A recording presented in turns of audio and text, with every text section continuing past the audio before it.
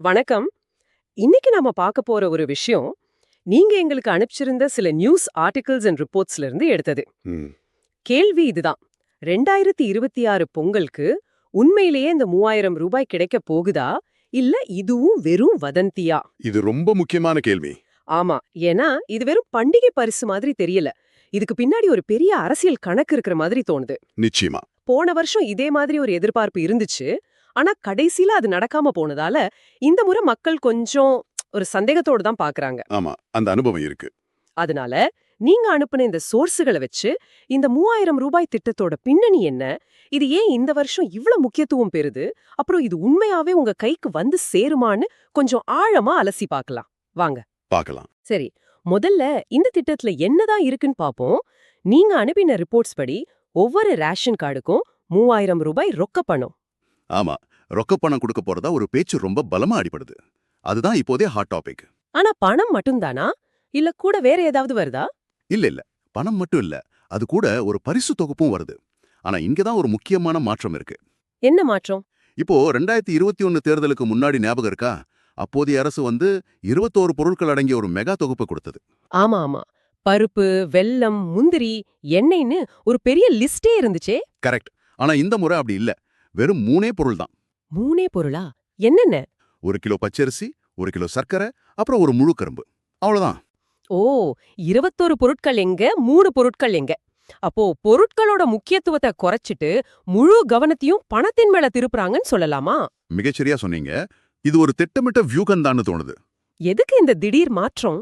அது ஒரு உளவியல் ரீதியான தாக்கம். இப்ப பாருங்க, ஒரு மூட்டை மளிகை பொருட்களை விட கையில கிடைக்கிற அந்த 3000 ரூபாய் ரொக்க பணத்துக்கு ஒரு தனி பவர் இருக்கு. அது ஒரு உடனடி திருப்தியை கொடுக்கும். ஆமா, உடனடி திருப்தி, வாங்கும் சக்தி. அரசாங்கம் நமக்கு நேரடியா பணம் கொடுத்திருக்குங்கிற எண்ணம் மளிகை பொருட்களை விட மனசுல ரொம்ப ஆழமா பதியும்.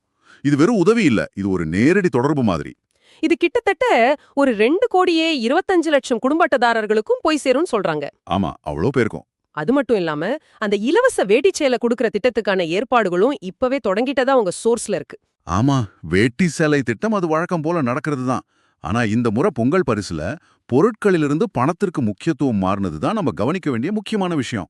ஆமா, இதுதான் அடுத்த கட்ட விவாதத்துக்கு நம்மள கூட்டிட்டு போகுது. இதன் அரசியல் முக்கியத்துவம் என்னங்கிறது தான் அது. கரெக்ட். இங்கேதான் விஷயம் ரொம்பவே சுவாரஸ்யமாகுது. இது வெறும் பொங்கல் பரிசு இல்ல, 2026 சட்டமன்ற தேர்தலுக்கான ஒரு அஸ்திரம்னு எல்லாருமே சொல்றாங்க. இந்த அரசியல் கணக்க கொஞ்சம் விளக்க முடியுமா? இது ஒரு தொடர் கதை மாதிரி. நாம இது ஒரு அரசியல் ஏலம்னு கூட சொல்லலாம். அரசியல் ஏலமா? ஆமா, 2021 தேர்தலுக்கு முன்னாடி அப்போதைய அதிமுக அரசு பொங்கல் பரிசா எவ்வளவு கொடுத்தாங்க? 2500 ரூபாய் கொடுத்தாங்க. ஆமா, 2500 ரூபாய் கொடுத்தாங்க. அது தேர்தல்ல ஒரு தாக்கத்தை ஏற்படுத்துச்சுன்னு பரவலா நம்பப்படுது இல்லையா? ஆமா. இப்போ தற்போதைய திமுக அரசு அந்த தொகையை முறியடிக்க வேண்டிய ஒரு கட்டாயத்துல இருக்கு. அப்போ இது ஒரு போட்டி மாதிரி. அவங்க 2500 ரூபாய் கொடுத்தா நாங்க 3000 கொடுப்போம்னு சொல்றாங்களாம்.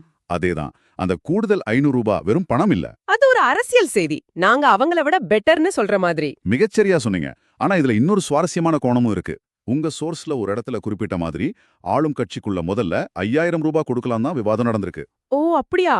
எதிர்க்கட்சிகளும் அதானே கேட்டுட்டு இருக்காங்க. ஆமா, அவங்களும் தொடர்ந்து 5000 ரூபாய் கேட்டு அழுத்தம் கொடுத்துட்டு வராங்க. அப்போ ஏன் 3000 ரூபாயில வந்து நிக்குது? 5000 கொடுத்தா இன்னும் பெரிய தாக்கத்தை ஏற்படுத்துமே. இங்கதான் அரசின் நிதி நிலைமை உள்ள வருது. பட்ஜெட் பிரச்சனை. ஆமா, நாம இந்த நிதிச்சுமையை கொஞ்சம் கணக்கு போட்டு பார்க்கலாம். ஒரு குடும்பத்துக்கு 3000 ரூபான்னு வச்சுக்கிட்டா 2,25,00,000 குடும்பங்களுக்கு கொடுத்தா மொத்த செலவு கிட்டத்தட்ட 6750 கோடி வரும். இதுவே ஒரு பெரிய தொகை. அப்ப 5000 ரூபாய் கொடுத்திருந்தா 11,250 கோடியை தாண்டும். யோசிச்சு பாருங்க, இந்த பணம் வேற ஏதோ ஒரு வளர்ச்சி திட்டத்துல இருந்தா எடுக்கப்படணும். ஒரு புது ரோடு போடுற திட்டமோ இல்ல பள்ளிக்கூடங்கள் கட்டுற திட்டமோ தள்ளி போகலாம். கரெக்ட். அதனால மக்களின் எதிர்பார்ப்புக்கும் அரசின் நிதிநிலைக்கும் நடுவுல ஒரு சமநிலையை ஏற்படுத்தி 3000 ரூபாயை ஒரு உகந்த தொகையா தேர்ந்தெடுத்திருக்காங்கன்னு தெரியுது. ஓகே, அப்போ இந்த 3000 ரூபான்றது ஒரு கணக்கு வழக்கு பார்த்து எடுத்த முடிவு. சரி, இந்த பணத்தை எப்படி மக்கள் கைக்கு கொண்டு சேர்க்க போறாங்க? இதுல ஏதோ புதுமுறையை கையாள போறதா உங்க சோர்ஸ்ல படிச்சேன். அது என்ன? ஆமா, இதுதான் இந்த திட்டத்தோட தொழில்நுட்ப ரீதியான ஒரு பெரிய பாய்ச்சல். 2 வழிகள்ல இதை செயல்படுத்த போறாங்க. 2 வழிகளா? ஆமா.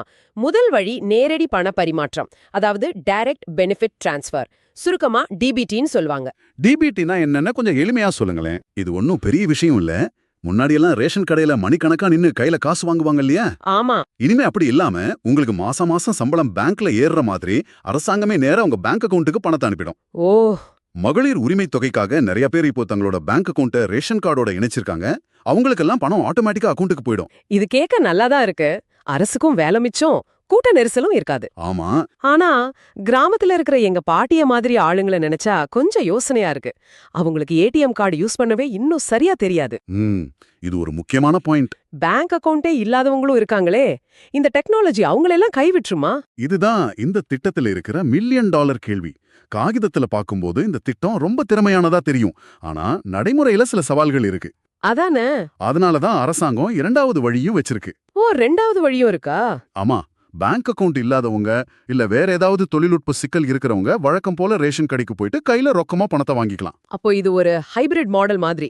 முடிஞ்சவங்க பேங்க்ல வாங்கிக்கலாம், முடியாதவங்க நேரடியா வாங்கிக்கலாம். கரெக்ட். ஆனா பரிசு பொருட்கள், அந்த அரிசி, சக்கரை, கரும்பு, அதையும் பேங்க்லயா கொடுப்பாங்க? இல்ல. அதை எல்லாரும் ரேஷன் கடைக்கு நேர்ல போய் தான் வாங்கணும். ஓ, பணம் மட்டும்தான் சிலருக்கு பேங்க் அக்கவுண்ட்டுக்கு வரும். இதுல இன்னொரு விஷயத்தையும் நம்ம கவனிக்கணும். சொல்லுங்க.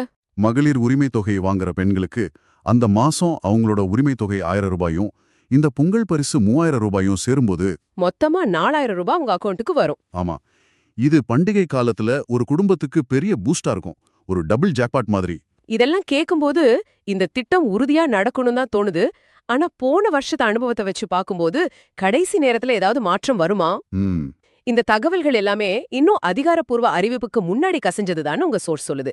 இதோட நிச்சயமற்ற தன்மை பத்தி என்ன நினைக்கிறீங்க? இங்கதான் நாம ரொம்ப கவனமா இருக்கணும். நீங்க சொல்றது 100க்கு 100 சரி. இன்னும் அரசாணை வெளியிடப்படல. அப்படியா? முதலமைச்சர் அதிகாரிகளோட ஆலோசனை நடத்தினதா செய்திகள் வருதே தவிர அதிகாரப்பூர்வ அறிவிப்பு இன்னும் வரல. போன 2025 பொங்கலுக்கு ஆமா, பணம் கிடைக்கும்னு எல்லாரும் எதிர்பார்த்தாங்க. ஆமா, பரவலா எதிர்பார்த்து கடைசி நேரத்துல வெறும் பொருட்கள் மட்டும் கொடுத்தது பெரிய ஏமாற்றத்தை ஏற்படுத்துச்சு. அந்த அனுபவம் மக்கள் மனசுல இன்னும் இருக்கு. கரெக்ட். அதனால இந்த முறையும் ஒருவித சந்தேகத்தோட தான் இந்த தகவலை பாக்குறாங்க. நிச்சயமா. ஆனா இந்த முறை ஒரு பெரிய வித்தியாசம் இருக்கே. தேர்தல் 2026ல சட்டமன்ற தேர்தல் வருது. அதுதான் இங்க கேம் சேஞ்சர். இந்த நேரத்துல மக்களுக்கு வாக்குறுதி கொடுத்துட்டு அதை நிறைவேற்றாம விட்டா அது ஆளும் கட்சிக்கு பெரிய பாதிப்பை ஏற்படுத்தாதா? கொடுத்தே ஆகணுங்கிற கட்டாயத்துல அவங்க இருக்காங்க இல்லையா? நிச்சயமா. இதுதான் இந்த வருஷத்தோட முக்கியமான புள்ளி. போன வருஷம் அப்படி ஒரு அரசியல் அழுத்தம் இல்ல. ஆனா இந்த வருஷம் பணம் கொடுக்காம போனா அதோட விளைவுகள் தேர்தல்ல கண்டிப்பா எதிரொலிக்கும். அப்போ திட்டம் நடக்கிறதுக்கு வாய்ப்பு அதிகமா? ரொம்பவே அதிகம். இப்போ இருக்கிற தாமதம் கூட ஒரு அரசியல் வியூகமா தான் பார்க்கப்படுது. தாமதம் ஒரு வியூகமா? அது எப்படி? சீக்கிரமா அறிவிச்சா மக்களுக்கு சந்தோஷம் தானே? இங்கதான் ரீசன்சி எஃபெக்ட் அப்படிங்கிற ஒரு உளவியல் காரணி வேலை செய்யுது. Recency effect. அதாவது சமீபத்துல நடந்த ஒரு விஷயம் நம்ம மனசுல ரொம்ப ஆழமா பதியும். தேர்தலுக்கு ரொம்ப நாள் முன்னாடியே அறிவிச்சிட்டா தேர்தல் வரும்போது அதோட தாக்கம் குறைஞ்சிடும். ஓ. ஆனா தேர்தலுக்கு கொஞ்ச நாள் முன்னாடி, அதாவது பொங்கல் சமயத்துல பணத்தை கையில கொடுத்துட்டு அந்த உணர்வை உயிர் போட வச்சிருந்தா அது வாக்களிக்கும் போது வாக்காளர்கள் மனசுல ஒரு தாக்கத்தை ஏற்படுத்தலாம். அப்போ இந்த சஸ்பென்ஸ கடைசி வரைக்கும் இழுத்துட்டு போறது, இந்த விஷயத்த மக்கள் மத்தியில தொடர்ந்து பேச வச்சு ஒரு எதிர்பார்ப்பை உருவாக்குறதுக்கான ஒரு தந்திரம். கரெக்டா சொன்னீங்க. அப்போ இந்த அமைதி, இந்த தாமதம் எல்லாமே திட்டமிட்ட ஒன்றுதான் சொல்றீங்க. இந்த எதிர்பார்ப்பையே ஒரு அரசியல் முதலீடா மாத்துறாங்க. ரொம்ப சுவாரஸ்யமான பார்வை.